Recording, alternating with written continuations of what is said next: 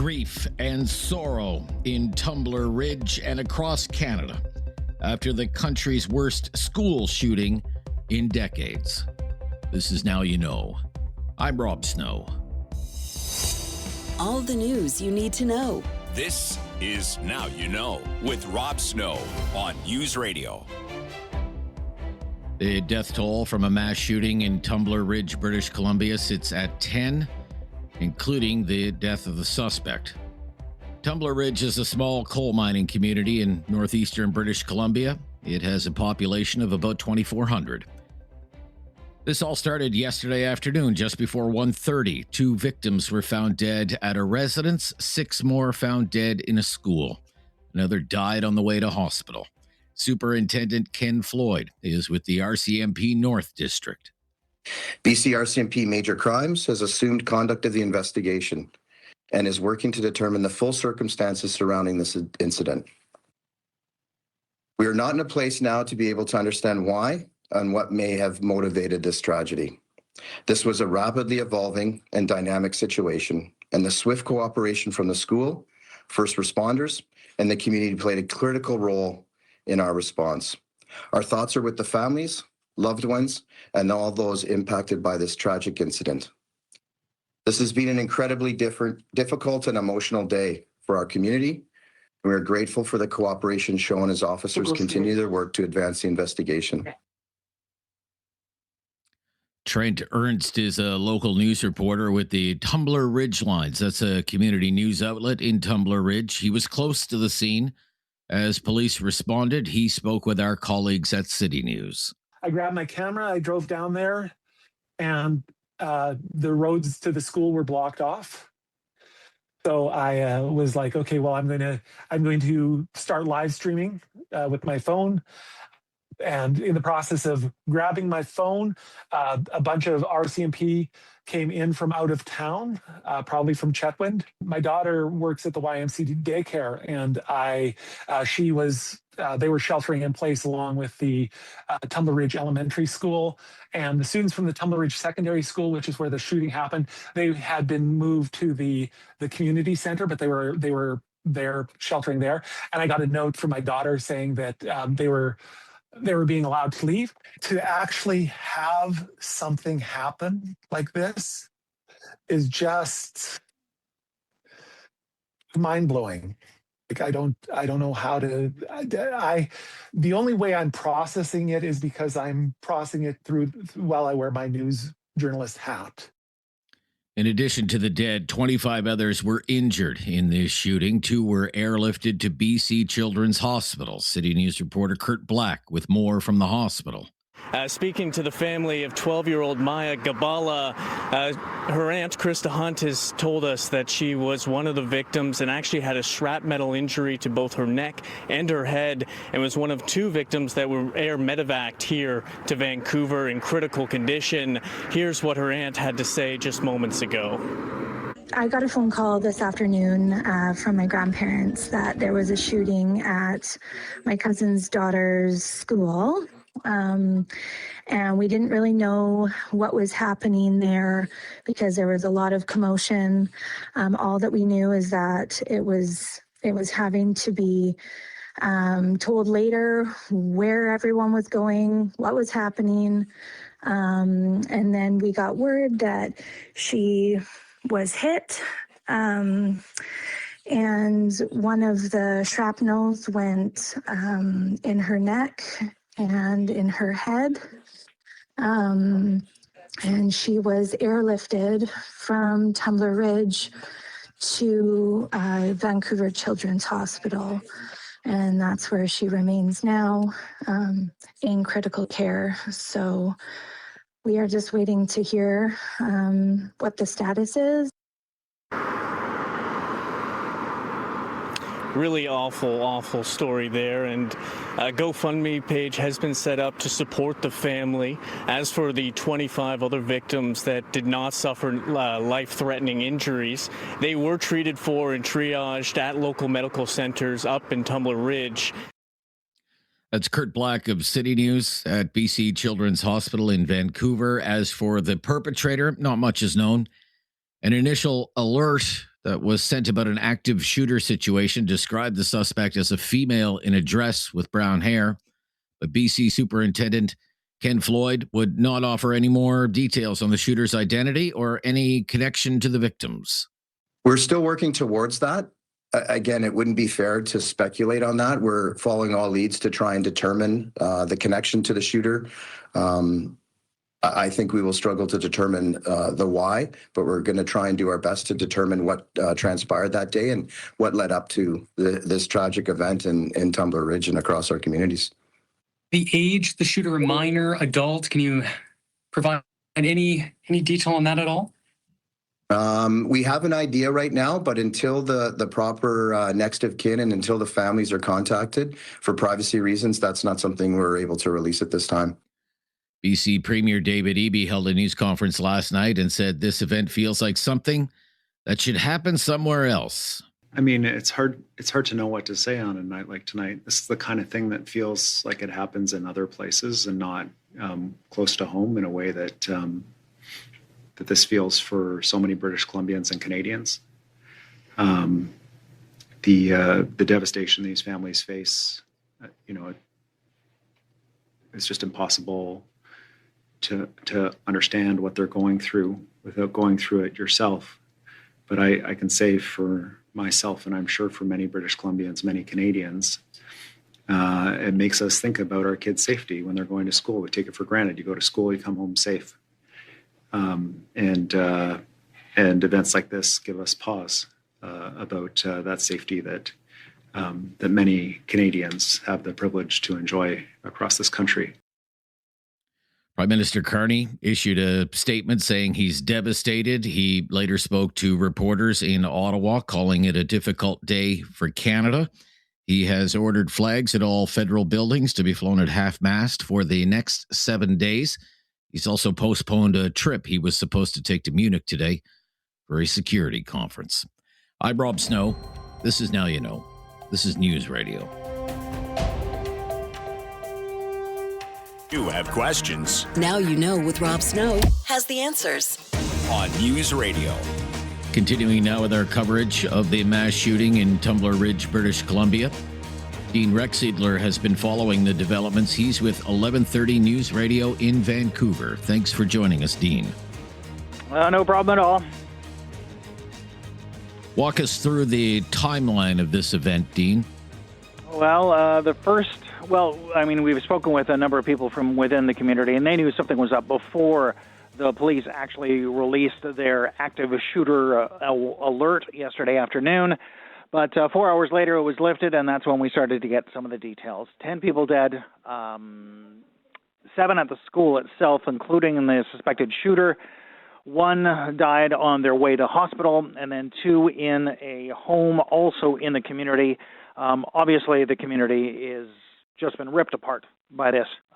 We've, again, heard from locals. We've heard from the Premier. We've heard from, obviously, the Prime Minister, opposition leader, politicians from all over the world, all basically with the same thought, is how could this happen, and offering their condolences. What more is known about the victims, Dean? Well, it's really tough in terms of the victims because there's things being posted on social media and what have you, but we do not have any confirmation except for one victim, and that's because we spoke to a relative. The 12-year-old girl herself is here in Vancouver at BC Children's Hospital, according to the relative, basically fighting for her life. 12-year-old girl, and anyone who's a parent can imagine what's even going on here in their minds. But that's the only victim that we know for sure. But again, posts all over social media of victims, and they're, again, absolutely devastating. It seems there are 2 crime scenes here, Dean. There is the school, and then there is a residence. What's known about these 2 crime scenes? Was there the event at the school, and then later these bodies were discovered in the residence? What do you know about that? That's what I believe would have been the case, because the suspected shooter, again, was found in the school. So that would suggest that whatever happened at that house, if they are connected, which they apparently are, would again suggest that that was the case, the order of events, so to speak, that whatever happened began at the home and then went to the school. And then, again, all told, 9 people dead there, and then the one passing away on their way to the hospital. What is known about the perpetrator? Confirmed information, absolutely nothing. Again, a lot of stuff on social media, and that stuff, and we are staying away from because in a case like this, we don't want misleading information. We don't want to go down rabbit holes where there aren't any, and being responsible, I think that is the wisest thing to do.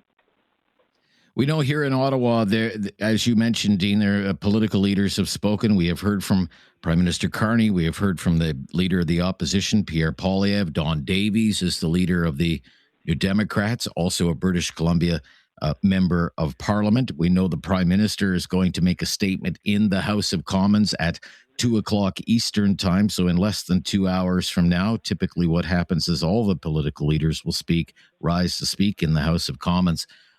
In British Columbia, are you expecting any updates from law enforcement, from the RCMP today, for example? Oh, yeah, we most certainly are. The issue is we're not sure when. The other issue is that we do have the Premier heading up to Tumble Ridge.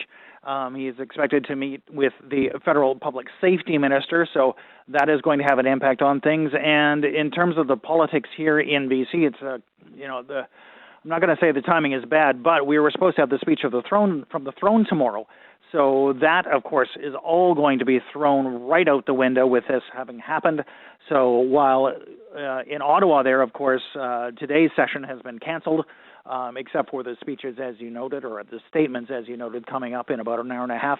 But here in BC, everyone is getting out to speak about it. But what is going to happen specifically, we're not sure. We're waiting for the RCMP to speak out. Frankly, we're waiting for a lot of people to speak out, including the community's mayor, who is, like many others of us, just devastated.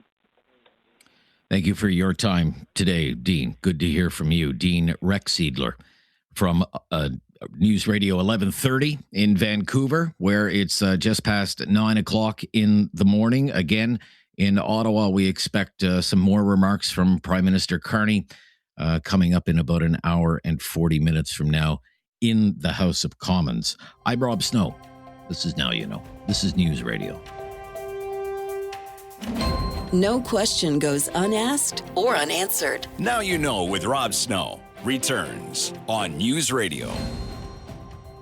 On Parliament Hill, normally on Wednesdays, it would be what's known as Caucus Day, and all the MPs, senators, if there are any, would gather with their colleagues and they would talk politics and plot political strategy. But today is anything but a normal day in Ottawa and on Parliament Hill, given the tragedy, the mass shooting in Tumble Ridge, British Columbia. The Prime Minister issued a statement last night and then made some remarks to the press gallery today, very emotional, and calling it a very difficult day for the nation. This was Prime Minister Carney today.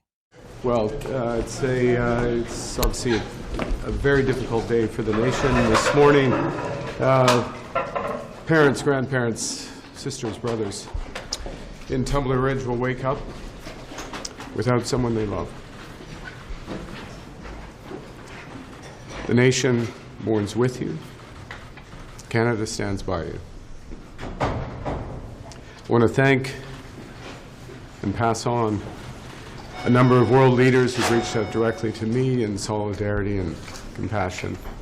France, United Kingdom, His Majesty himself, Norway, Finland, India, United Arab Emirates, many others. The world is with you. I have spoken to Premier Eby.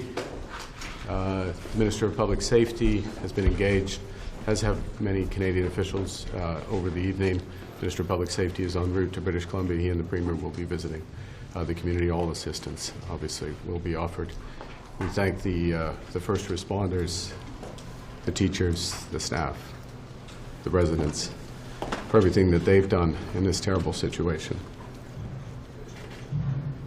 I, on the advice of the Clerk of the Privy Council and Heritage Canada, I've asked that the flags in the Peace Tower here and across all government buildings be flown at half-mast for the next 7 days.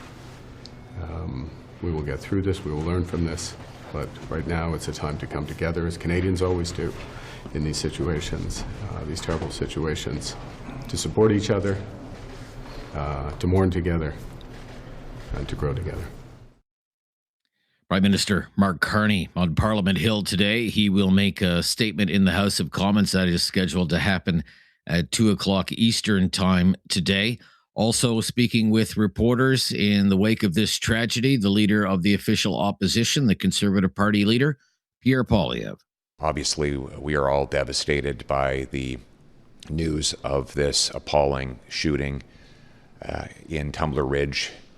The fact that this took place at a secondary school, it makes it even more tragic. As a father, I can't even imagine the phone calls that parents might have received. I can't imagine the heartache and hell that they're living through at this moment. This is a time for all Canadians to unite, to support the families and the community at large. We'll be in touch with the Prime Minister and the other parties later today to offer all of our support to work together and help the community in any way we can in this terrible time. I encourage all Canadians to pray for the community and pray for the family as we go forward and take the necessary steps to support them. Also with some brief remarks today was the NDP interim leader, Don Davies. He is an MP from British Columbia. On behalf of all of us, I would like to express our deepest condolences to the victims, the families, and the community in Tumble Ridge over the horrific shooting that occurred last night. There are really no words that are appropriate at a time like this other than for us to say that we mourn together, we grieve together, and we are all committed to sending whatever help or assistance is needed in these terrible circumstances. I also just want to take a moment to recognize the first responders, the RCMP officers and the paramedics, the healthcare workers, the hospital workers, and everyone else who stepped in at this moment of danger and risked their lives and are certainly experiencing firsthand the trauma that the entire community is facing. Don Davies of the NDP from British Columbia. Again, in about an hour and a half, the Prime Minister will make some remarks along with the leaders of the other parties, and then that will be it for political business today on Parliament Hill. This is News Radio.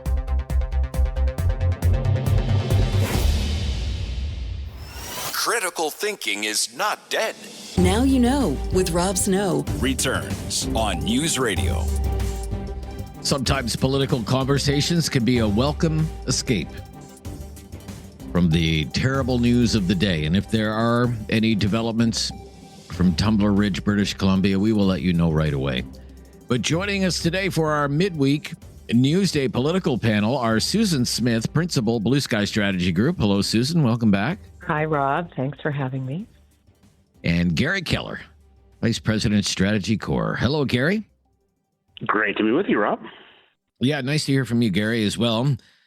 I want to revisit what happened yesterday and what consumed so much of the political news cycle yesterday and start with you, Susan. What do you think about everything that happened today with Trump and his Gordie Howe Bridge tirade? Yeah, just quickly, Rob, I want to just echo the feelings that the weight that everybody's feeling for Tumble Ridge and how quickly those important things can overshadow other things in the news cycle for good reason, definitely. But the country deals with that tragedy and deals with the crazy that keeps happening south of the border from the White House.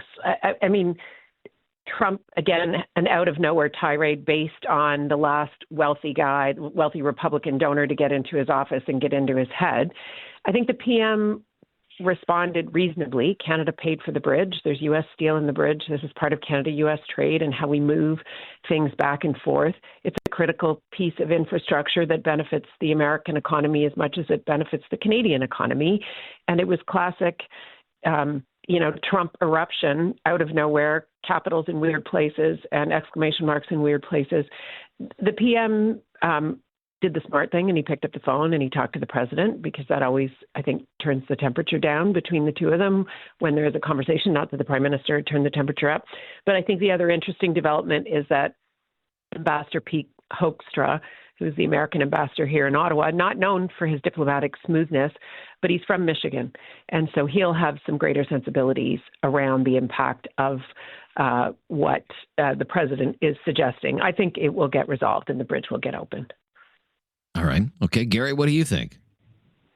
Yeah, and before we talk about the bridge, I just want to echo what Susan was saying. On a day like today, our thoughts are with the people of Tumble Ridge and all that they're going through. And as a parent of young children, what happened there is unimaginable. So just thoughts and a lot of love going out to Tumble Ridge. But when you're talking about the bridge, grifters are going to grift. To Susan's point, the last person in before the tweet into his office was Matthew Maroon, who is the son of the Maroon family, who happened to own the Ambassador Bridge, the only other bridge crossing. They've had a monopoly for decades on cross-border trade, and the new Gordie Howe Bridge is obviously a threat to their business.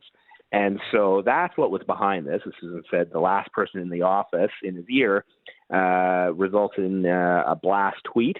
And like I say, grifters are going to grift.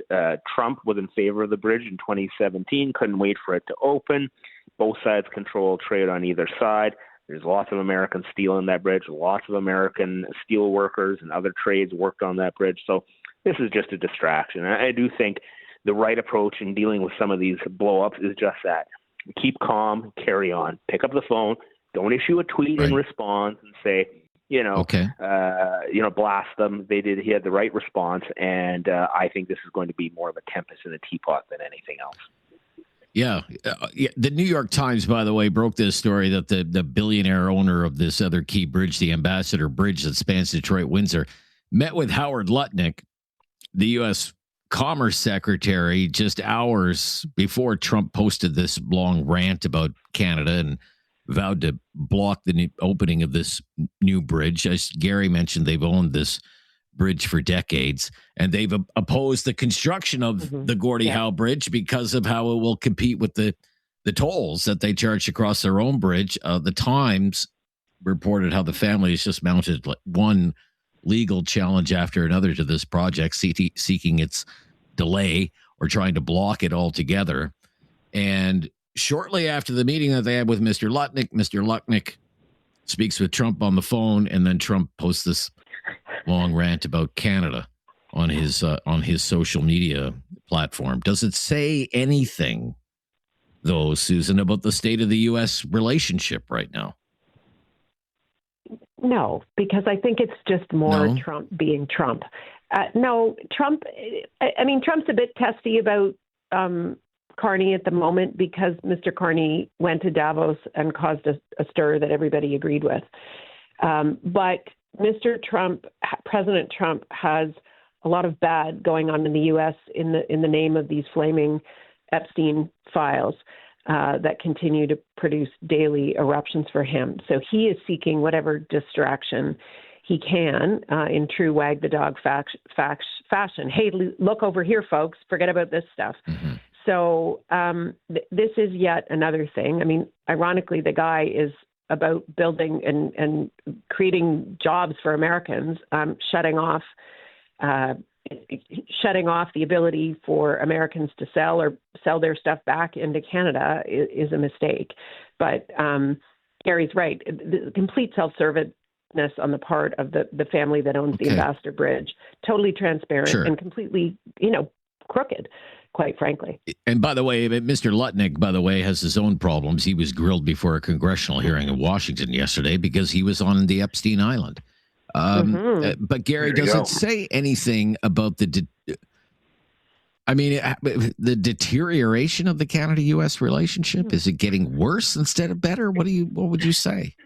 No, this incident doesn't. There are other things happening around USMCA renewal, Mexico versus Canada, one-off deals. I think you'll have to look at those things more in terms of the state of the relationship. This is a one-off. Like I said, there was the last man in, and this is a typical strategy from the Maroon family. 15 years ago when I was in government, they started a rumor in Michigan, planted a rumor that Chinese individuals were coming over to Canada to build the bridge and America, to steal jobs for hardworking Americans. This is a play as old as time for the Maroon family. They papered Lansing, Michigan, where the legislature is, with hundreds of thousands, if not millions of dollars trying to stop this bridge. I think you have to look at this tweet in that context. All right, we'll be right back and talk about all this speculation about an early election. Our panelists have been through a lot of elections, probably a few snap elections too. Is that what's in front of us in 2026? We'll ask them when we return. This is News Radio.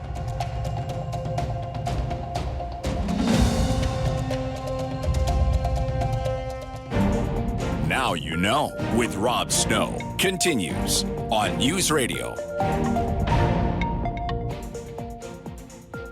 It's our Wednesday Newsday political panel. Susan Smith is principal of Bluesky Strategy Group. Gary Keller's vice president of Strategy Core. Gary, what's your take on all the speculation about an early election? Are we going to the polls this year? What do you think? Well, it's Ottawa's favorite parlor game, right? Like, are we going to have an election? When's the election going to happen? A lot of Kremlinology going on where people are sifting through to see little clues here and there.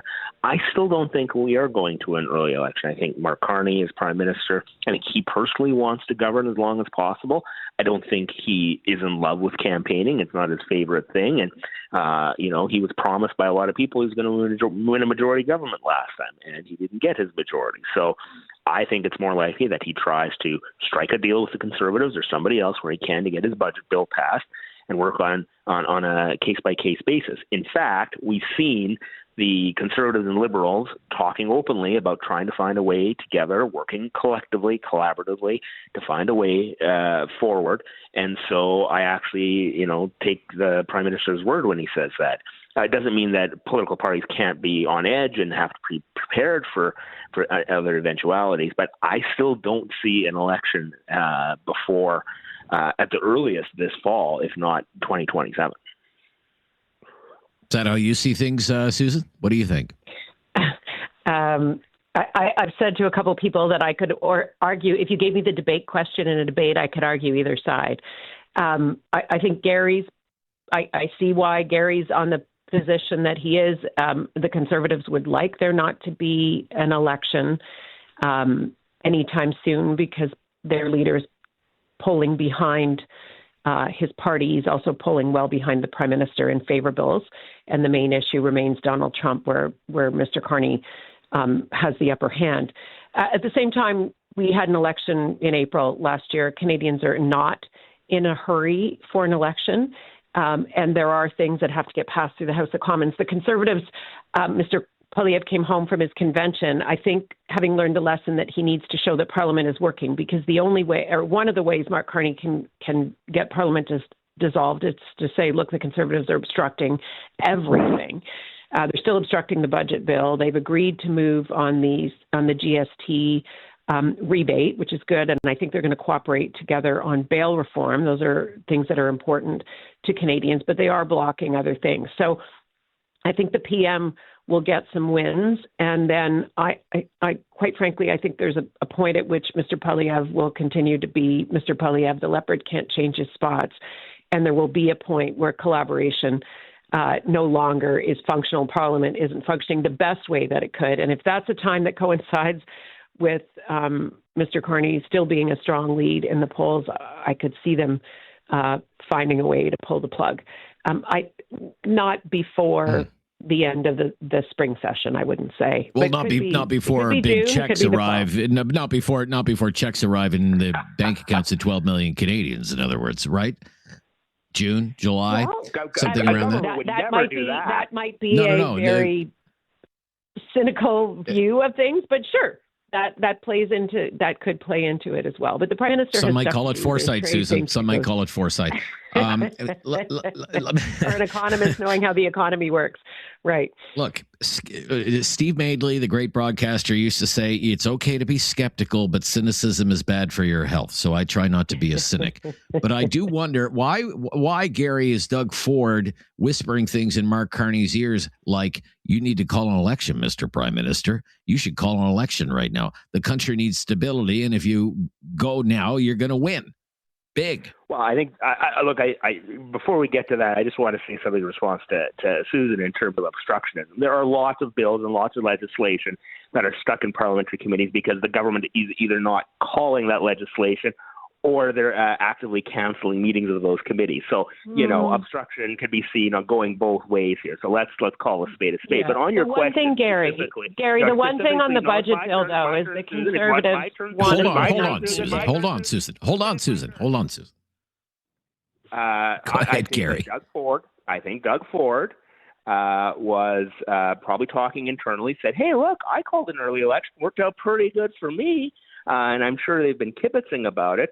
I think it's been inside talk on that front. But we all know that Doug Ford seems to have a bit of a bromance with Mark Carney. And you know what? For some voters and for some of his caucus, they seem to like that. So there you go. All right. We'll be right back with our political panelists. I want to ask them about the government seems to be trying to tie defense procurement to its auto strategy. So how does that work? Is that a novel approach to industrial policy in Canada? Ask Susan Smith and Gary Keller when we come back. This is News Radio.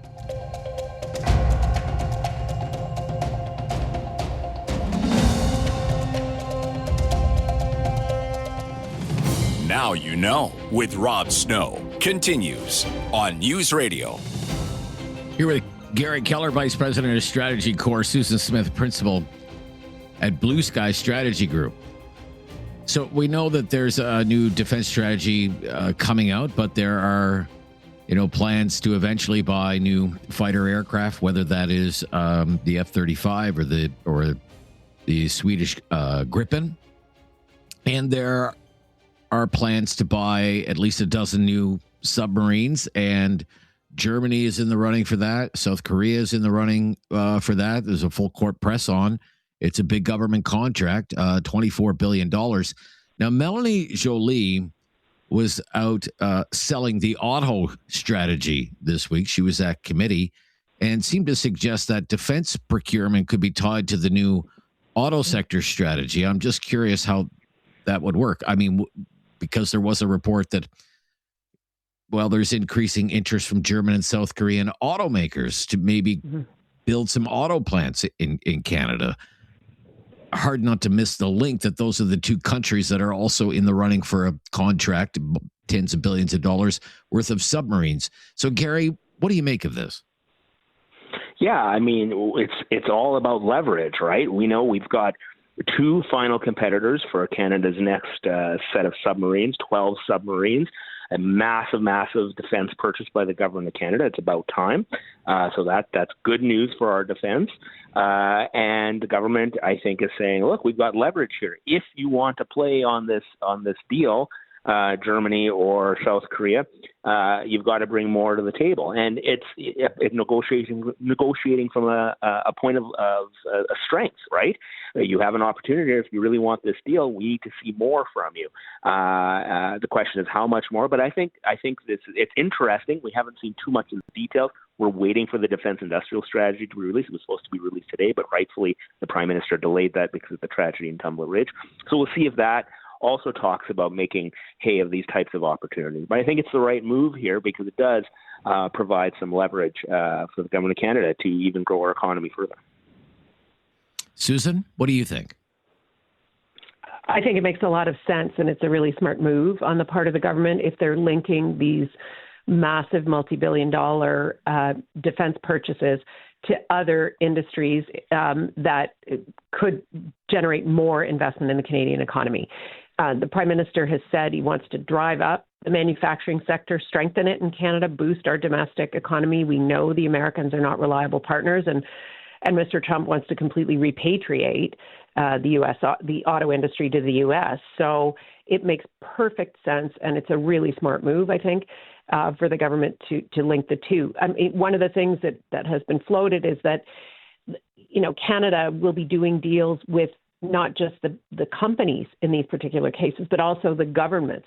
So, for example, say they buy submarines from Korea, just as an example, how do you get Canadian submarines prioritized to the front of the line, right? Because these manufacturers have orders in, they have stuff they're making domestically, stuff they're making internationally. So this is very clever tactic on the part of Canadians. It's not often we make these generational investments. So it's very good leverage, and it's very good for the Canadian economy to get the most out of these kinds of deals. In the past, we've done something called industrial and technological benefits or regional benefits. They want to leverage that as much as they can. And how many jobs can you bring to Canada? How much manufacturing? How fast can you do it? These are the kinds of questions they're asking. Okay. Look, I thank you so much on such a heavy-duty news day for making yourselves available. It's greatly appreciated, and we'll speak again soon. Thank you. Thanks. Stay well. Yeah, you too. Bye-bye. Susan Smith is principal at Bluesky Strategy Group, and Gary Keller is vice president of Strategy Core. I'm Rob Snow. Talkback is next on News Radio. It's time to talk back On Now You Know with Rob Snow. Call now. And have your say. 1-833-668-2577. Welcome to Talkback. 2 hours of debate and discussion on the big issues of the day. We've decided to be open line, open topic today. We're not focused on one particular topic. We are willing to hear you out on whatever happens to be on your mind. Obviously, the biggest news story in the country today is the mass shooting in Tumble Ridge, British Columbia, and we will update you through the next 2 hours on any new developments that we learn. There could be news updates from local officials, from law enforcement. If that is the case, we will join those live when they begin. We know in an hour from now on Parliament Hill, Prime Minister Mark Carney will rise in the House of Commons. He will deliver a statement. We'll bring that to you when it begins. And we expect, in fact, in about an hour from now to hear from all the political leaders on Parliament Hill on such a sad day. But as for now, there aren't too many new details. We know that there are 9 victims of the mass shooting, 10 if you include the perpetrator. And there are more than 24 who were wounded in this shooting, and at least 2 of those victims were airlifted to the BC Children's Hospital in Vancouver. We also know that there were 2 deceased individuals found in a home in Tumble Ridge. Another 6 at the school, and another victim died on the way to the hospital. But almost 24 hours after this all began, we really don't know much more than that.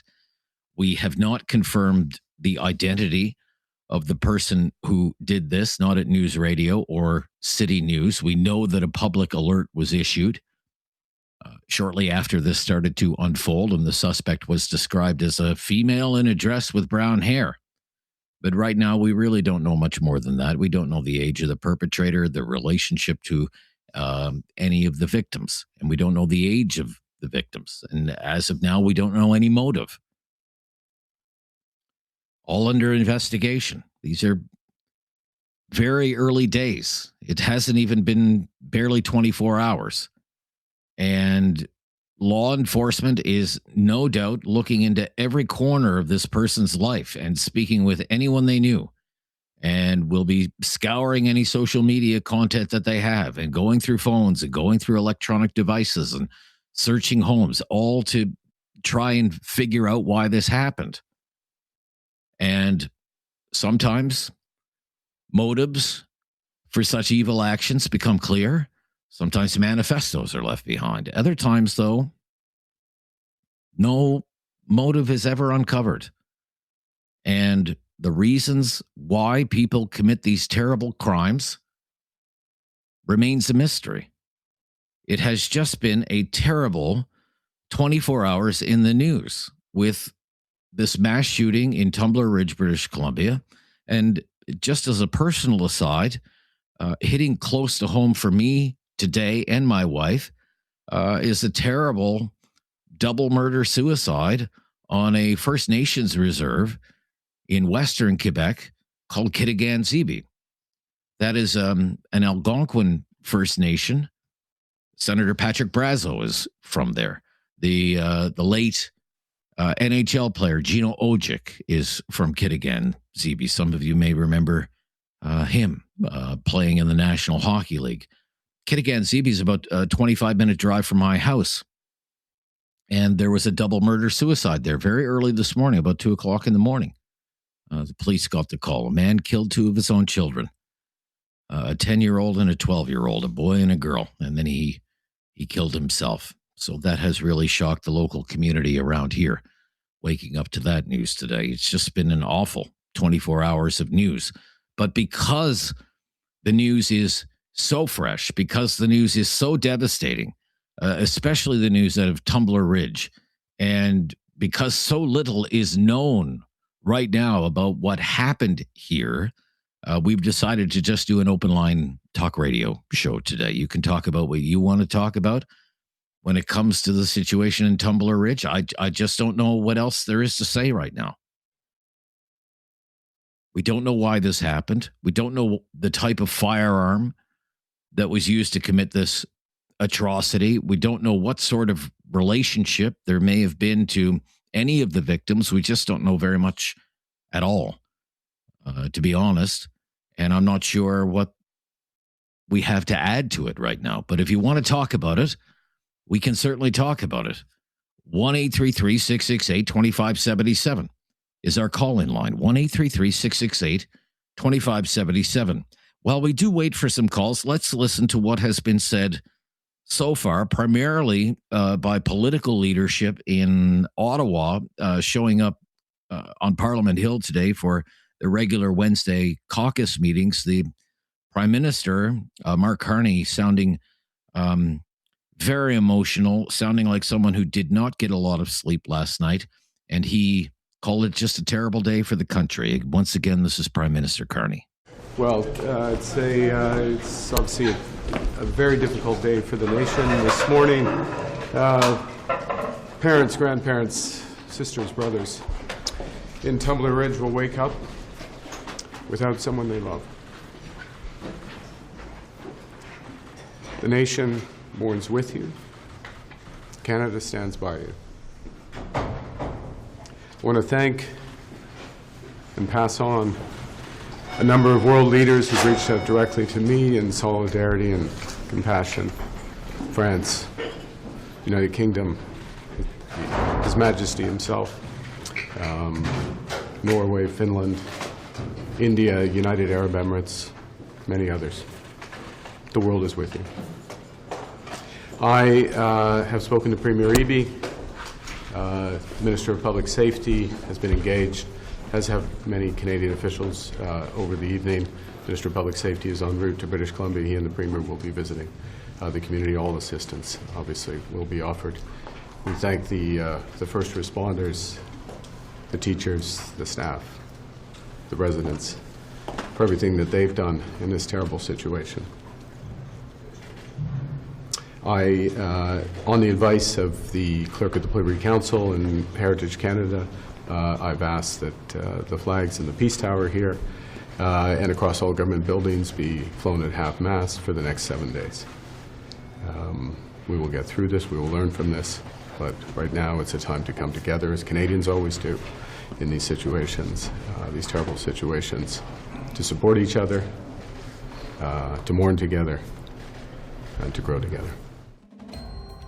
Prime Minister Carney earlier today, just a few hours ago now, and in less than an hour from now, more remarks from him when he rises in the House of Commons, along with the leaders of the other parties to deliver some remarks.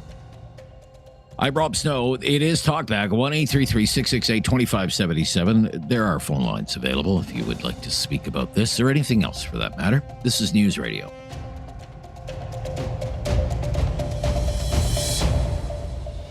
Have something on your mind you want everyone to know? Call Call now. Hello. 1-833-668-2577. It's Talkback on Now You Know with Rob Snow. Yep, 1-833-668-2577. It is open line, open topic today. Joe in Nova Scotia. Hello, Joe.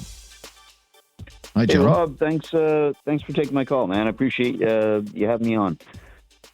Yeah, my pleasure, Joe. What do you want to talk about? Well, the situation, the information coming out of what's happened in Tumble Ridge is. I listened to the CBC last night until 2:00 in the morning. I've got a 13-year-old son and an 11-year-old daughter who's going on 20, and they weren't with me last night. And I was standing in my kitchen crying with my cat, and he's rolling around going, "What's wrong with you?" But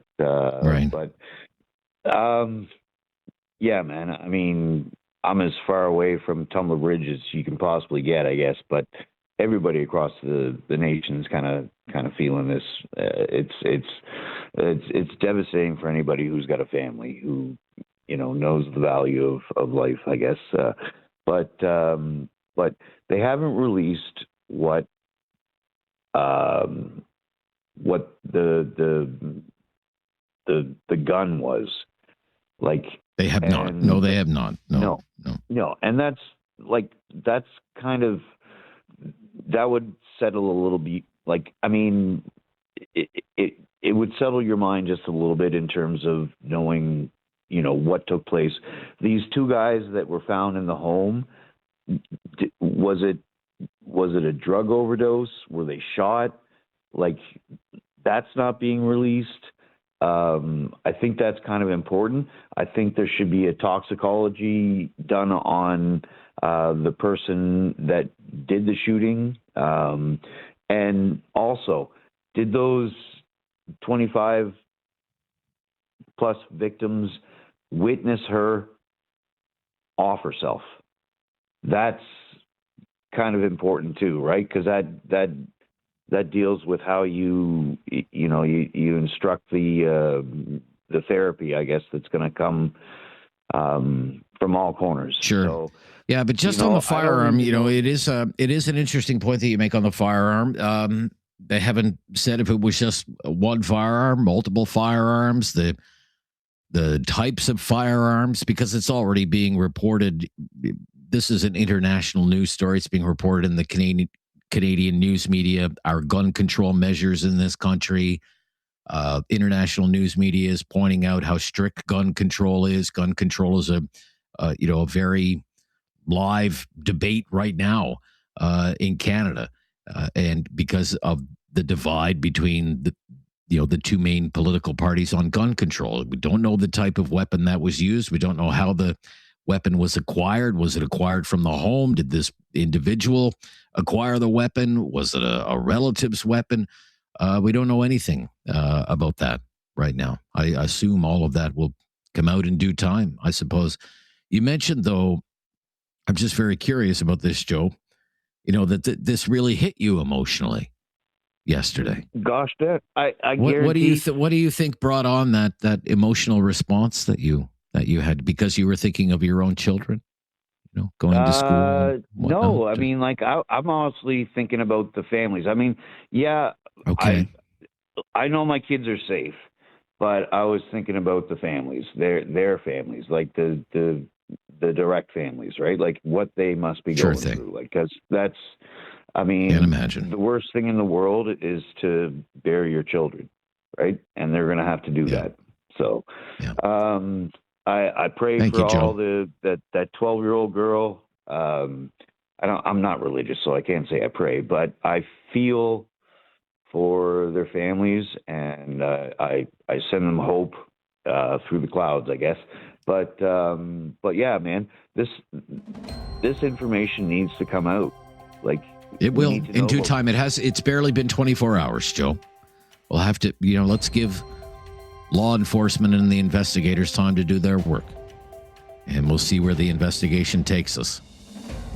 Right now, as the old line goes in the news business, There are many more questions than answers. It's Talkback, 1-833-668-2577. You can talk about this story, any other issue, current events, whatever it happens to be today. This is News Radio. Have something on your mind you want everyone to know? Call now. Hello. 1-833-668-2577. It's Talkback on Now You Know with Rob Snow. It is Talkback today. We are open line, open topic at 1-833-668-2577. Mobakeet in Calgary. Mobakeet. Hi, Mobakeet. Yes, hi, Rob. Rob. Hi there. What do you want to talk about? Okay, well, first of all, my condolences to the families in BC. I think there are causes for that, although, I will talk generally, like the causes that I see. But I don't know the reason behind or the motive behind this shooting in BC. Well, number one, the legalization of cannabis. Number two, the social media that bombards our kids. Number three, you add to that schools that don't teach or don't bring up kids, according to certain values. I see schools and teachers that they don't do anything with kids. They let them do whatever they do inside the school. And when you add to that the guns that became available, then you get things out of control. So I'm very scared. I thought that we don't have these kind of shootings at our schools here in Canada. But this is really devastating for me. I have kids in school, and I'm very scared. You're very scared. You're scared for your children. Yeah. You are. No, I'm scared. You mentioned cannabis. Cannabis. I'm wondering what has you concerned? Why do you suspect or believe that cannabis is an issue? Maybe not necessarily with this case. We have no idea at this point. But why are you concerned about that in particular? I'm curious. Okay. Well, let me just correct something here. I'm scared because of my kids and because of other kids in the country. Now, cannabis is a drug. It's addictive. And if someone is high, consumes cannabis and becomes high, they can do whatever.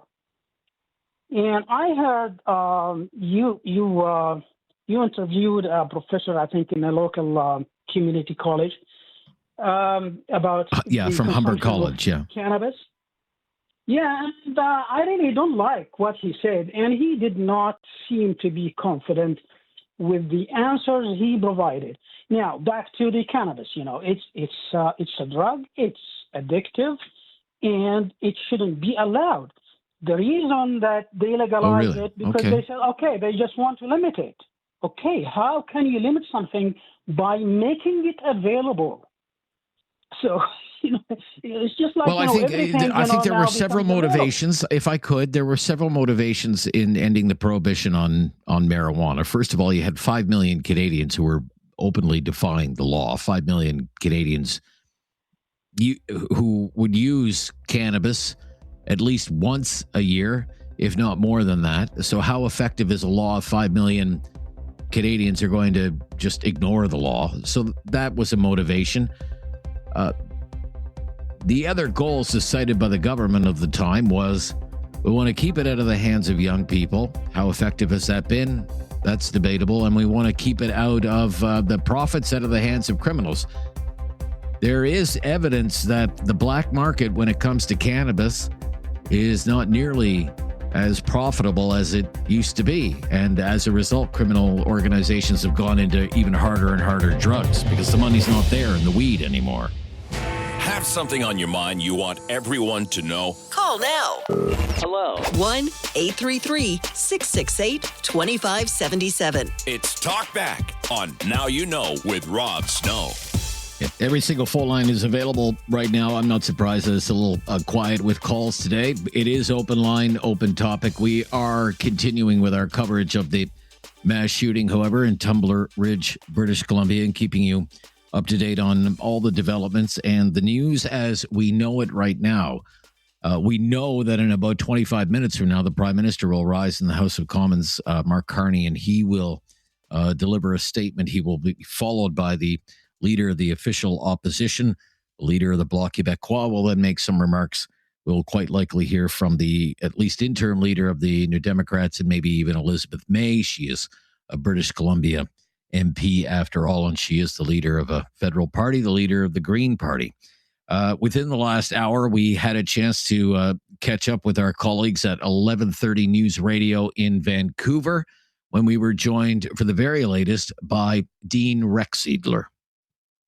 Well, we've spoken with a number of people from within the community, and they knew something was up before the police actually released their active shooter alert yesterday afternoon. But 4 hours later, it was lifted, and that's when we started to get some of the details. 10 people dead, 7 at the school itself, including the suspected shooter. 1 died on their way to hospital, and then 2 in a home also in the community. Obviously, the community is just been ripped apart by this. We've, again, heard from locals. We've heard from the Premier. We've heard from, obviously, the Prime Minister, opposition leader, politicians from all over the world, all basically with the same thought, is how could this happen, and offering their condolences. What more is known about the victims, Dean? Well, it's really tough in terms of the victims because there's things being posted on social media and what have you, but we do not have any confirmation except for one victim, and that's because we spoke to a relative. The 12-year-old girl herself is here in Vancouver at BC Children's Hospital, according to the relative, basically fighting for her life. 12-year-old girl, and anyone who's a parent can imagine what's even going on here in their minds. But that's the only victim that we know for sure. But again, posts all over social media of victims, and they're, again, absolutely devastating. It seems there are 2 crime scenes here, Dean. There is the school, and then there is a residence. What's known about these 2 crime scenes? Was there the event at the school, and then later these bodies were discovered in the residence? What do you know about that? That's what I believe would have been the case because the suspected shooter, again, was found in the school. So that would suggest that whatever happened at that house, if they are connected, which they apparently are, would again suggest that that was the case, the order of events, so to speak, that whatever happened began at the home and then went to the school. And then, again, all told, 9 people dead there, and then the 1 passing away on their way to the hospital. What is known about the perpetrator? Confirmed information, absolutely nothing. Again, a lot of stuff on social media, and that stuff, and we are staying away from because in a case like this, we don't want misleading information. We don't want to go down rabbit holes where there aren't any, and being responsible, I think that is the wisest thing to do. We know here in Ottawa, there, as you mentioned, Dean, there political leaders have spoken. We have heard from Prime Minister Carney. We have heard from the leader of the opposition, Pierre Poilievre. Don Davies is the leader of the New Democrats, also a British Columbia member of Parliament. We know the Prime Minister is going to make a statement in the House of Commons at 2:00 Eastern time, so in less than 2 hours from now. Typically what happens is all the political leaders will rise to speak in the House of Commons. In British Columbia, are you expecting any updates from law enforcement, from the RCMP today, for example? Oh, yeah, we most certainly are. The issue is we're not sure when. The other issue is that we do have the Premier heading up to Tumble Ridge. He is expected to meet with the federal public safety minister, so that is going to have an impact on things. And in terms of the politics here in BC, it's I'm not going to say the timing is bad, but we were supposed to have the speech of the throne from the throne tomorrow. So that, of course, is all going to be thrown right out the window with this having happened. So while in Ottawa there, of course, today's session has been canceled, except for the speeches, as you noted, or the statements, as you noted, coming up in about an hour and a half. But here in BC, everyone is getting out to speak about it. But what is going to happen specifically, we're not sure. We're waiting for the RCMP to speak out. Frankly, we're waiting for a lot of people to speak out, including the community's mayor, who is, like many others of us, just devastated.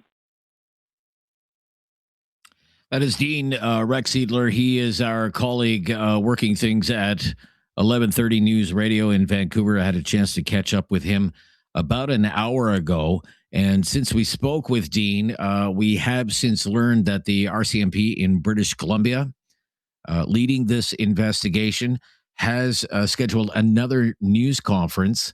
That is coming up in less than an hour from now. That will be happening at 11:30 Pacific time. So in Vancouver, 11:30. That'll be 12:30 in Calgary, and that'll be 2:30 here and 3:30 in Atlantic Canada. So that is coming up in less than an hour from now. And as I said, in less than 20 minutes, we will go live to the House of Commons for some remarks on this terrible event in Tumble Ridge, British Columbia.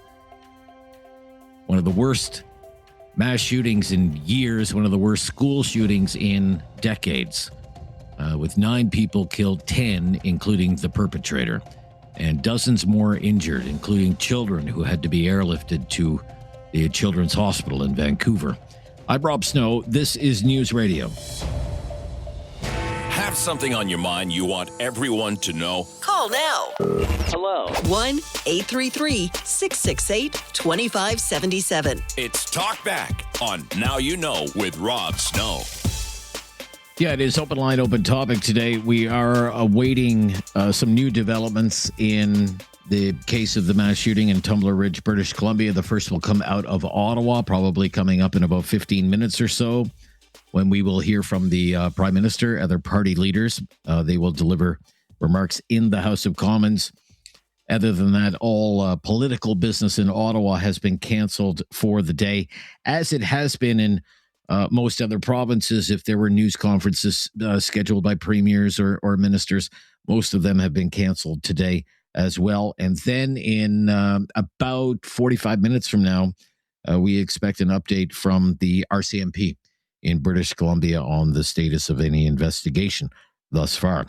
Let's get back to our phone lines, though, on Talkback. Matt is in Waterloo. Thanks for calling, Matt. Yeah, hey there. How are you today? Yeah, I'm okay, Matt. How are you? Pretty good. First of all, condolences to all the families involved in the shooting. Second of all, That's terrible. Yeah, big time. There's 3 parts to it. Well, the one was a condolences. Second one is I wasn't really going to call, but until I heard you talking about it all and the firearms thing and how many firearms were used in the commission of this crime, or potentially how many firearms were at this person's house. Now, I did call out the CBC recently on this. I'm using the terminology weapons versus firearms, and I realize that there's a lot of uneducation out there.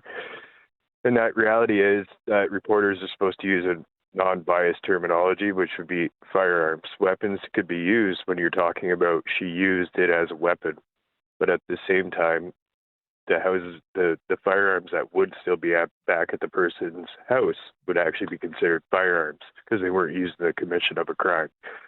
So when we talk about us legal gun owners and all this stuff that's in the House of Commons today, it really doesn't help us legal gun owners when people in the media are calling them weapons, when in reality they should be referred to as firearms. Again, only weapons when they use. I believe I did. If I said weapons, I don't know. I believe I used the term firearms. Yeah, you did say how many weapons would be back at the residence. So I just thought I'd throw it out there. Second of all, your last caller there was talking about cannabis. I've been a medicinal patient for many, many years. My daughter's been a medicinal patient since she was 12, actually. And she was offered, believe it or not, she was also offered antidepressants as well as pharmaceutical narcotics to deal with back pain. She chose a optional route of cannabis and has been a cannabis patient since she was 12. She lives a very happy, healthy life. he does not have suicidal thoughts or other things that come with those. So again, a little misinformation for some people, I guess, that are out there, but education is key. Well, I mean, just on the cannabis, I mean, there have been, numerous reports. There was one released from McMaster University in Hamilton. I talked about this earlier this week that said psychological distress among Ontario teenagers has tripled in the past decade, and that frequent cannabis use, though uncommon, it said, is increasingly tied to that distress. And it noted especially among young girls. Youth who use cannabis 40 or more times a year reported an 18% higher prevalence of psychological distress compared to those who did not use cannabis. Well, that's very interesting because the place that she's connected with is connected with Hamilton McMaster. So I guess she's part and parcel of that survey, and that not all of them do, but I guess maybe there is a high percentage. And I'm kind of curious where they're collecting their data from too, because I can't see too many young teenagers talking about illegal. It was a very large study. The lead author of the report, generally speaking, said teenage girls are not heavy cannabis users. Generally speaking, it's more of a male thing. But for those who are, increasingly what they're seeing is that they're using it as a coping mechanism. They report more mental distress than teenage girls who don't use cannabis, or teenage boys for that matter. I guess this could be the difference of whether it's supervised by a physician or it's not. Illegal versus medical, I guess, could be a good part of that. Okay. Thank you for your call, Matt, and pointing those things out. Eric is in Cole Harbour today. Hi, Eric. Hi, Rob. It's a very bad day and a very sad day, I can tell you that. First thing I want to say, I'd say to all those people and related to those victims, what I wish is that God's mercy and love and kindness and perpetual light will shine upon their souls. That's the first thing I want to say. The second thing is, our youth today and people today, with the tremendous pressures that we have, financial pressures, the uncertainty of, people living on the street, natural disasters that seem to be occurring, extreme, weather events, all this kind of stuff. I feel in our society there's a sense of hopelessness. And I also think that we've lost our moral compass. And in my point of view, we've lost the ability to love each other as Jesus loved us. And I mean that from my heart. Now, when I listen to this guy talking about THC now in most cannabis products runs between 15 and 20%. And when you alluded to the fact that there's psychological distress, take that, add it onto a young, undeveloped mind psychologically, add the other drugs that are out there that are available. In the United States, for instance, one young person is dying every 7 minutes from fentanyl overdoses. And we don't have a moral compass in society. And a lot of people are living in situations where are totally unbearable. They turn to alcohol and drugs. And then we have a lot of tragedies. I don't know what happened in this situation.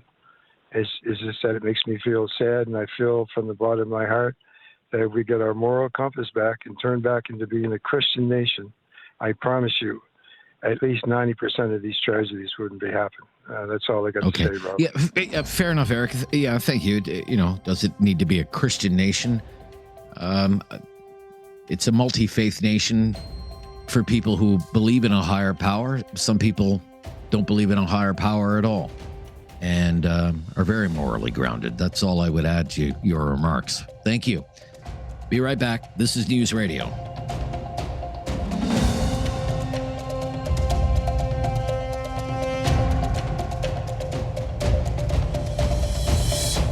Have something on your mind you want everyone to know? Call now. Hello. 1-833-668-2577. It's Talkback on Now You Know with Rob Snow. Linda is in southern Alberta today. Thanks for calling, Linda. What's on your mind, Linda? Yes. Well, this is rather shocking to hear what happened because I was at my great-granddaughter's school the other day and walked in, and it says you have to check in at the office, but the doors are open, right? So it's easy access. They might not even see you. And I thought, wow. Anyway, because the school they previously were at, you had to be buzzed in. Like you have to buzz you in, and then the office lets you in, and then you go check in, or somebody gets you in at the door. If they have that kind of a policy, the schools wouldn't be a target. That's what I think. I think maybe we should have that as a standard, not just as somebody deciding we want to keep our kids safe, so this is what we're doing. Maybe if all schools had that as a standard, they wouldn't be a target. All right. Well, I'm sure there'll be a thorough review of what sort of security measures were in place at this school. So far, that hasn't been addressed or raised, as far as I know. Linda, we don't know. Really. The relationship to the relationship to this person, to this school. Was this person recognizable when they went to the school? It's a small coal mining town, 2,400 people. If this person is a long-term resident, maybe they're not out of place at this school, and is allowed in without checking in or what have you. Right? We don't know right now. Yeah, well, that could be, but yeah, I know. But I know, like with the same two schools, I went because you have to check in at the office, so I do, right? But then if you could just walk by and somebody wouldn't notice you, because sometimes there's nobody in the office. So I was just thinking that for peace of mind, knowing that your kids are safe, because people aren't just going to get in as easily that way. That's just my thought anyway. Yeah. I'm sure there'll be a thorough review of all the security procedures at the school and how this terrible event unfolded. Again, just thank you, Linda. For those of you who are just joining us right now, we'll bring you up to date at the top of the hour with all the latest breaking news and all the details that we have thus far. Given the ongoing situation in Tumble Ridge, British Columbia, where 9 people were shot at a school and at a residence yesterday. Total death toll is 10, including the perpetrator, an event that began to unfold just around 24 hours ago now. The Prime Minister and the other political leaders expected to make some remarks momentarily in the House of Commons, and RCMP in British Columbia expected to update the public with everything that they've learned and the state of the investigation. That is coming up in about a half an hour from now. We will carry all of that live for you here on Talkback today.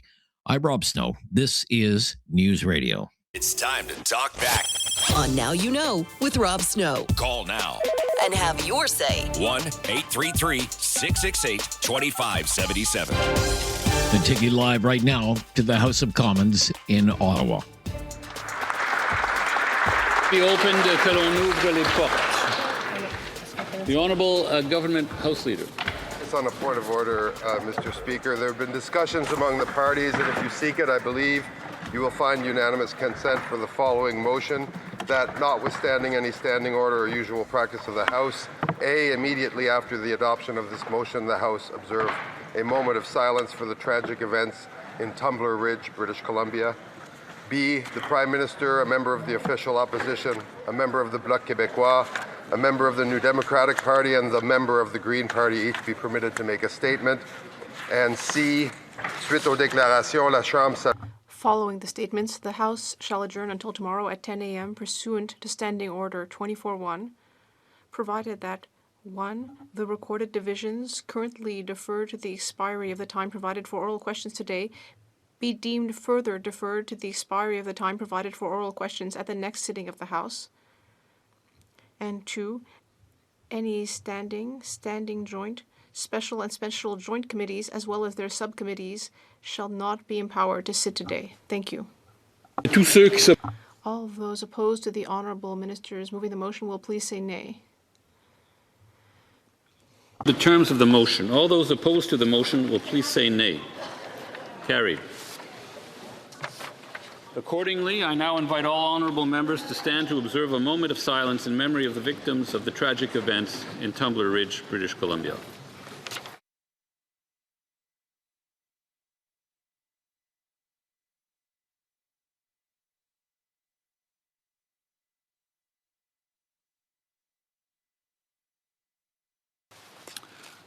The House will now proceed to tributes in memory of the victims of tragic events in Tumble Ridge. I now recognize the Right Honourable Prime Minister.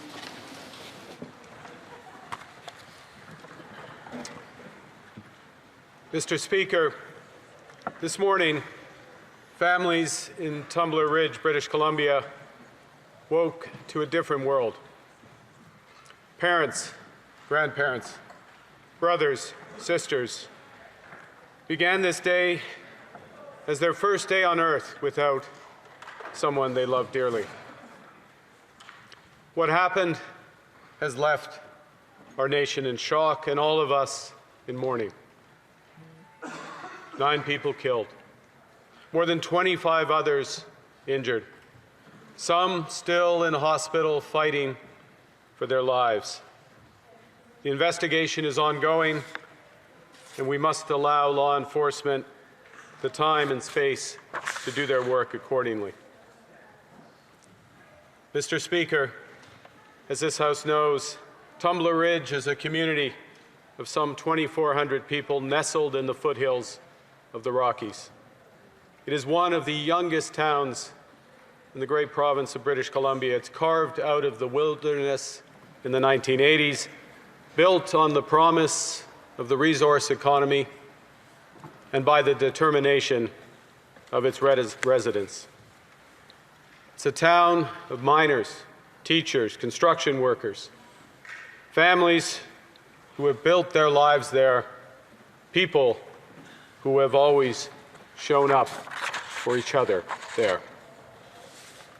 When wildfires raged, neighbors helped each other pack up and move out of harm's way. They checked in on seniors and those living alone. They made sure that no one was left behind. When the coal mine shut down, residents supported local businesses. They shared leads for jobs, and they lifted each other up. Mr. Speaker, Tumble Ridge represents the very best of Canada, resilient, compassionate, and strong. Hier matin, Yesterday morning, parents in Tumble Ridge sent their children off to school. And some will never be able to hug their children again.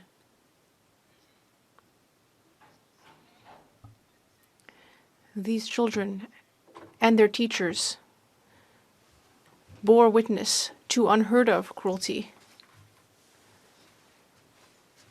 I want everyone to know this. Our entire country stands with you on behalf of all Canadians. I offer my prayers to the victims, to their families and friends, to all those who were injured, and to all those whose lives have been forever changed. I express my profound gratitude to the first responders, the RCMP officers who entered immediately that school, not knowing what awaited them, to the paramedics and medical staff at the Tumble Ridge Health Centre, to the teachers and the school staff who acted with extraordinary courage to protect the children in their care. In the darkest of moments, they showed the best of our country. I have spoken with Premier Eby to express my condolences and those of the Government of Canada. The Minister of Public Safety has been coordinating the federal response and is en route to Tumble Ridge with the Premier and Minister Robertson. The MP, Bob Zimmer, is already there. Our officials are in close contact with their provincial and local counterparts to ensure that the community receives every support that we can provide now and in the weeks and months ahead. Mr. Speaker, we have been here before. École Polytechnique in Montreal, the Islamic Cultural Centre of Quebec City, La Loche, Saskatchewan, Humboldt, Saskatchewan, Potepic, Nova Scotia, Each time, it breaks us open. Each time, Canadians show who we are. Mr. Speaker, in the days ahead, there'll be important questions to ask, difficult conversations to have. We owe that to the victims and their families. But now, it's time for grieving and remembrance. Now is for the people of Tumble Ridge and the Peace River region, for a community that is enduring the unimaginable. Il y a quelques instants, Monsieur le Président, Mr. Speaker, a few moments ago, we held a moment of silence for the grieving community and families. For many of them today, silence is only too heavy. We will never be able to fully reconcile ourselves with the senseless violence that tore apart Tumble Ridge yesterday. But we can seek comfort from each other, and we can take care of each other. To those families who have lost loved ones, this House mourns with you. To those who are recovering from injuries, this House prays for you. To the students, the teachers, the parents, every resident of Tumble Ridge, all of Canada stands with you. May the memories of those lost be a blessing. May this community, which has shown its resilience so many times before, once again find the strength to heal. And may this House prove worthy of what Tumble Ridge has always been, by striving to make Canada a better, kinder, and safer place. Thank you very much. Merci beaucoup. Prime Minister Carney in the House of Commons paying tribute to the victims and all of those associated with the tragedy in Tumble Ridge, British Columbia. This is News Radio. Have something on your mind you want everyone to know? Call now. Hello. 1-833-668-2577. It's Talkback on Now You Know with Rob Snow. Going back live to the House of Commons now as political leaders pay tribute and honor the memories of the victims of the shooting in Tumble Ridge, British Columbia. Remarks from the leader of the official opposition, Pierre Poilievre. Partisanship on this day. And that includes the work that we give in support of our emergency first responders who will, of course, be traumatized, but will be carrying out continued efforts on behalf of the community. And to the RCMP, we will support you in your work as you gather up the facts and complete your investigation, and in good time, at the appropriate moment, make all the facts, indeed all the facts, known to Canadians. And we commit ourselves to being present for all those who have lost so much, long after the limelight is gone, but while the grief remains. And so those who suffer today, we offer you our prayers, and for all those who do pray, I ask you to share a prayer with the wonderful people of this amazing town. As the great psalm said, even though I walk through the valley of the shadow of death, I shall fear no evil, for you are with me, O Lord. Thank you.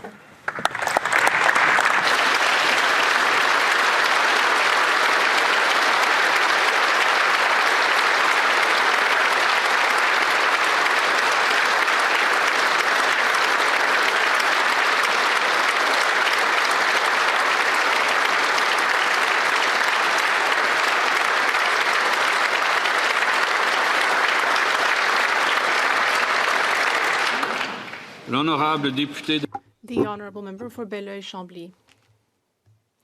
Mr. Speaker, today our thoughts are with the community of Tumble Ridge in British Columbia. 9 children were torn away from the community and 25 more were injured. Our thoughts are with the victims of this nameless, senseless violence right in a secondary school. I hope you will allow me to make an exception today so that I can speak directly to the families and people in BC who have not all had a chance to learn French. In the name of the Bloc Québécois and in my own, I would like to offer my deepest condolences to the families of the 9 children whose life was taken, to the 25 families awaiting and hoping for good news about their wounded children, and to the entire community of Tumble Ridge.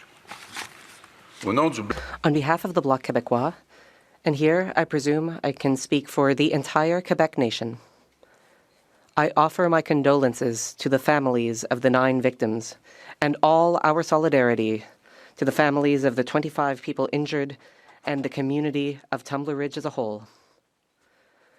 Our hearts are with the families who have been impacted, with the parents who are living through the ultimate cruelty, the ultimate injustice, which nothing can prepare one for, and which, I suppose, changes one's life forever, having one's child torn away. Our hearts are also with the parents who are holding their breath as they wait for news about their children from the hospital, with those who are divided between relief that they could bring a living child home and deep empathy for the families who could not. With all the students at Tumble Ridge Secondary School whose lives have just been changed forever, with the children who will always be asking why us, why them and not me, why here, why. Their whys will never get an answer. With all the people who are waiting in dread to learn the names of the victims, knowing that in a community of under 2,400 people, the victims will inevitably be known to them, grandchildren, neighbors, friends. An entire village has lost its children. I would like to thank the police, care personnel, support workers, and all of those who have gathered in Tumble Ridge to support its people. Thank you for being there today, and thank you to those who will remain there long after the flags are raised and life has resumed its course. On behalf of the Bloc Québécois, I would also like to offer my hand to the government. It can count on our full cooperation if there is anything it needs to support those in mourning. Today, Quebec and British Columbia have never been closer. All Quebecers who have a child at school today are with British Columbia. We must leave this now. This is the leader of the Bloc Québécois speaking during tributes that are being made by all the political leaders in the House of Commons, Yves-Francois Blanchet. We will return to that. And again, sometime in the next probably 10, 15 minutes or so, we will go to British Columbia, where we anticipate a live news conference from the RCMP on the latest on the investigation. This is News Radio. Have something on your mind you want everyone to know? Call now. Hello. 1-833-668-2577. It's Talkback on Now You Know with Rob Snow. We are following right now a pair of developing news events in the House of Commons in Ottawa. Political party leaders are making speeches. This will be the only business that happens in the House of Commons today. They are paying tribute in memory of the victims of the events in the tragic mass shooting in Tumble Ridge. And as well, momentarily, the RCMP have scheduled a news conference for 11:30 Pacific time. So in about 2 minutes or so from now, we will join that as well when it begins. The latest breaking news is coming up next. I'm Rob Snow. This is Now You Know, and this is News Radio. Have something on your mind you want everyone to know? Call now. Hello. 1-833-668-2577. It's Talkback on Now You Know with Rob Snow. Yep, I'm Rob Snow. We are following a developing story, the mass shooting in Tumble Ridge, British Columbia. 9 people killed by a suspect, a death toll of 10. Tumble Ridge, a small coal mining community in northeastern British Columbia with a population of about 2,400 people. This all started just over 24 hours ago now. 2 victims found dead at a residence, 6 more found dead in a school. Another died on the way to the hospital. We know that at least 2 young victims' injuries were so severe that they had to be airlifted to the BC Children's Hospital in Vancouver. In the House of Commons, politicians have been paying tribute to victims and to the first responders as well in light of this terrible tragedy. And we'll bring you now a speech just delivered moments ago in the House by British Columbia NDP MP, the interim leader of the New Democrats. This is Don Davies.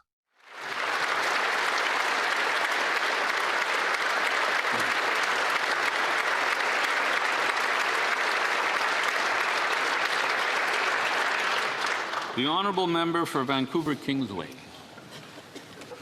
Mr. Speaker, we solemnly gather today in the shadow of a heartbreaking tragedy that has shaken our country. Our nation is in mourning. Notre pays. Our nation is in mourning. Yesterday, in Tumble Ridge, British Columbia, 9 innocent lives were senselessly taken, and 20. Yeah. We're taking you now. We were leaving the House of Commons. We are going now live to an RCMP news conference. This is coming from Surrey, British Columbia. This is live on News Radio. Pacific Standard Time at Tumble Ridge. RCMP received a report of an active shooter at Tumble Ridge Secondary School. A police-initiated public alert, PIPA, was issued as officers responded. Police from Tumble Ridge RCMP and surrounding detachments responded immediately, with members from the local detachment arriving within 2 minutes of the initial call.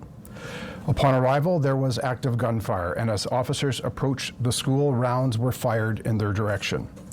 Officers entered the school to locate the threat. Within minutes, an individual confirmed to be the shooter was located deceased, with what appeared to be a self-inflicted gunshot wound.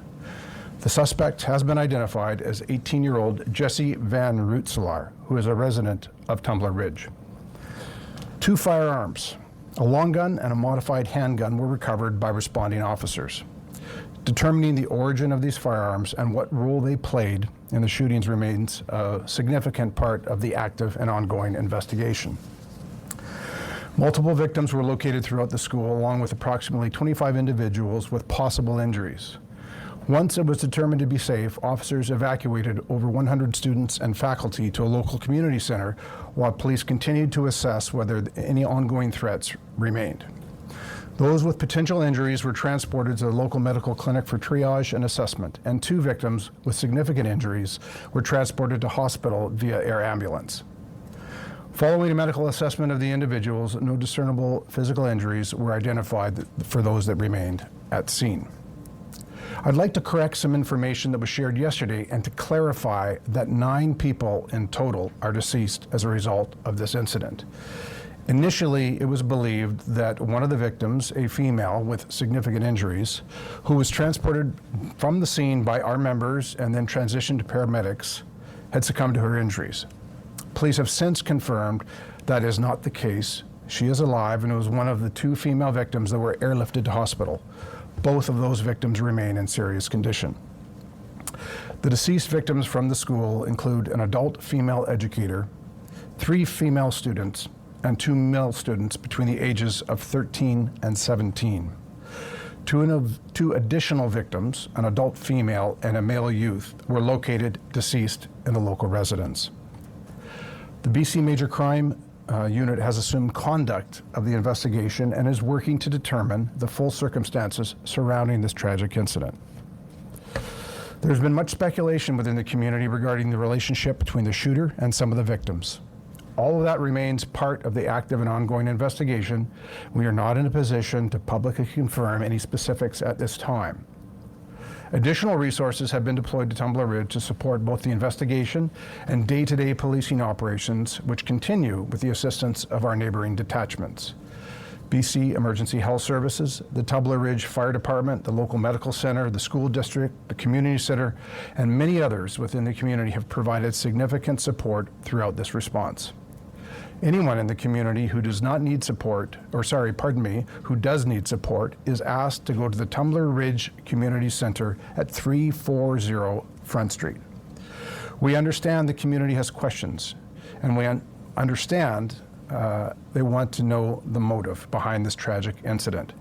We do believe the suspect acted alone, and there are currently no other outstanding suspects.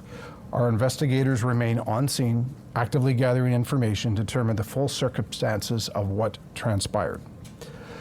This is a deeply distressing incident where 9 individuals have senselessly lost their lives. Our thoughts are with the families, the loved ones, the first responders in the greater Tumble Ridge community, and all those impacted by this tragic incident. If you have questions, I'm prepared to take them at this time. Okay, we will leave this. We will come back to it for the question and answer session. Again, that is Deputy Commissioner Dwayne McDonald of the RCMP outlining essentially a timeline of events and what the RCMP is willing to reveal right now. We will recap when we come back. This is News Radio.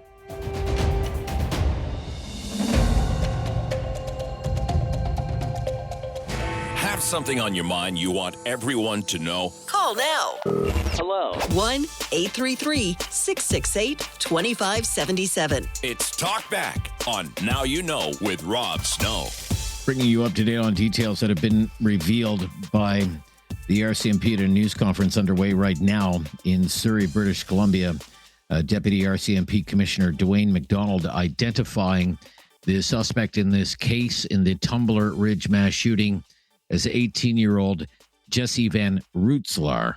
Jesse Van Rootselaar, the name, had been apprehended once before because of mental health issues, and the RCMP confirming that the suspect was born a biological male, was armed with a long gun and a handgun. In fact, when the police arrived on the scene at the school, the suspect engaged in gunfire with the police, died of an apparent self-inflicted gunshot wound. The death toll in total is 9. It had originally been listed at 10 because a victim that they have believed had passed away from injuries actually survived and is in hospital in Vancouver. And what the RCMP described as an educator is among the dead. They still refuse to comment on any relationship to any of these victims. We know that 2 victims were found at a residence reported to be relatives, but no information on that so far. Let's go live now to this news conference in Surrey. Information you have regarding Jesse experiencing bullying at the school, any sort of difficulty at the school because of this transition from male to female? I do not have any information to suggest that was the case. I can say that Jesse dropped out of school approximately 4 years ago and was not currently attending the school. Sir, I have a question here from Jared from the Western Standard.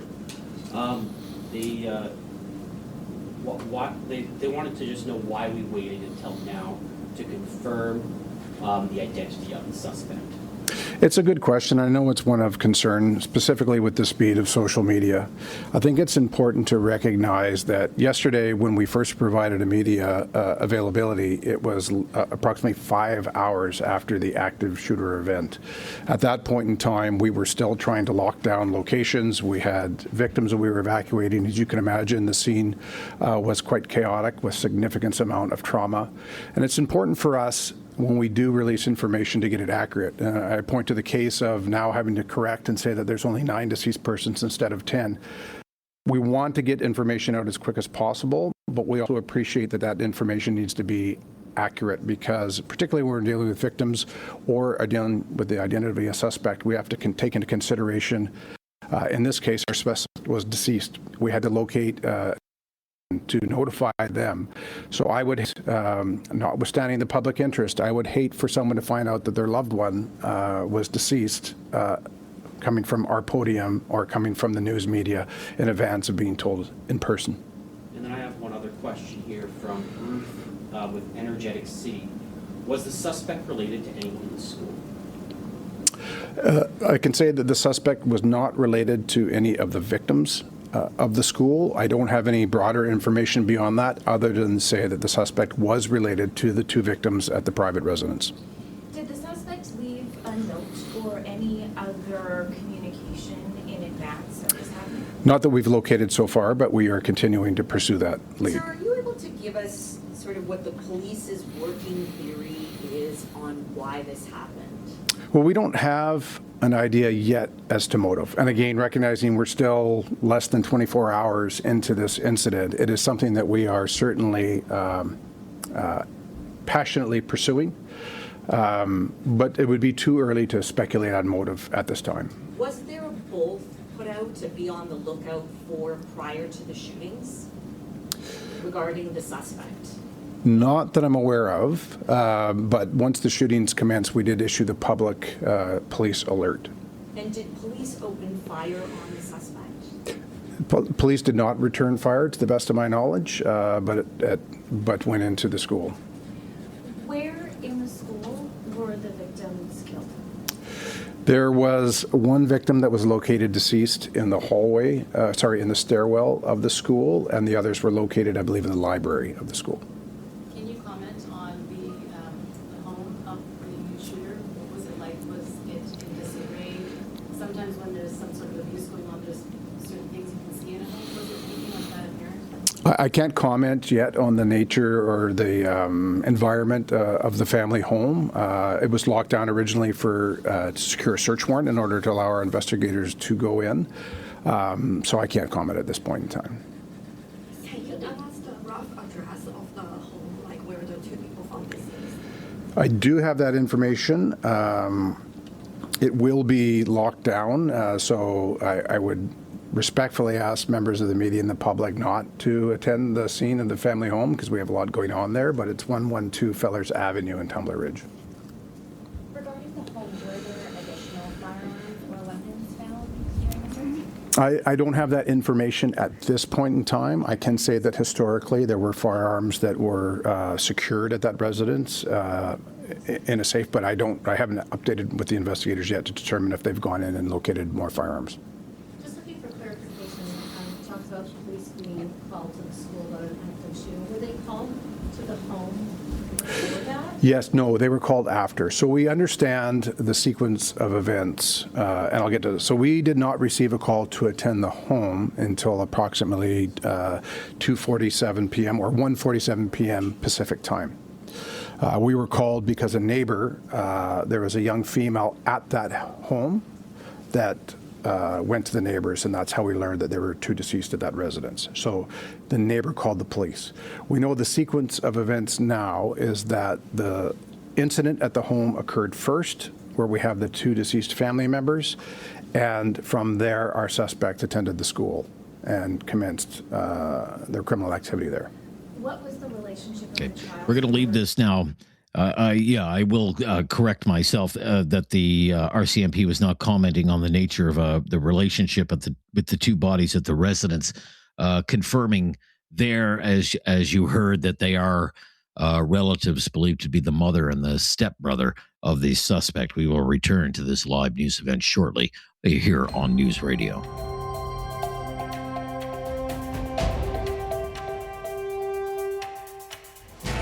Something on your mind you want everyone to know? Call now.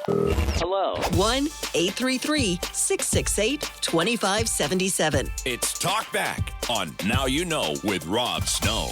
Again, the Deputy Commissioner Dwayne McDonald has just concluded his news conference in Surrey, British Columbia. Many new details coming out, including officially now an identity of the suspected perpetrator of this mass shooting in Tumble Ridge, British Columbia, identifying the suspect as Jesse Van Rootseller. Jesse Van Rootseller, 18 years old, a resident of Tumble Ridge. Police saying the perpetrator had 2 firearms, a long gun, and a modified handgun, both recovered at the scene. When they arrived at the scene, the suspect actually shot at police, but later it appears right now died of a self-inflicted gunshot wound. Jesse Van Rootseller, born a biological male. There were many questions from the news media about that, what role that may have played, whether this individual was bullied. We know they hadn't been in school in 4 years. In addition to that, the death toll has been changed to 9. It had been 10, including the perpetrator. One of the victims was thought to have suffered wounds so severe that they had passed away. In fact, that is not the case, and they are alive and in hospital in Vancouver. Among the victims, an adult female educator is how the authorities described one individual, 3 female students, 2 male students, and another adult female and what's being described as a male youth were found dead at a separate residence, which is a separate crime scene that was located after the incident, the shooting at the school. There was a female in the house who went to a neighbor and alerted that there were victims in the residence, and Deputy Commissioner McDonald saying it is believed they are relatives of the perpetrator, the mother of the perpetrator, and a stepbrother. We'll bring you right up to date on all of these latest developments coming up next, and then we will return tomorrow with another edition of Now You Know. I'm Rob Snow, and this is News Radio.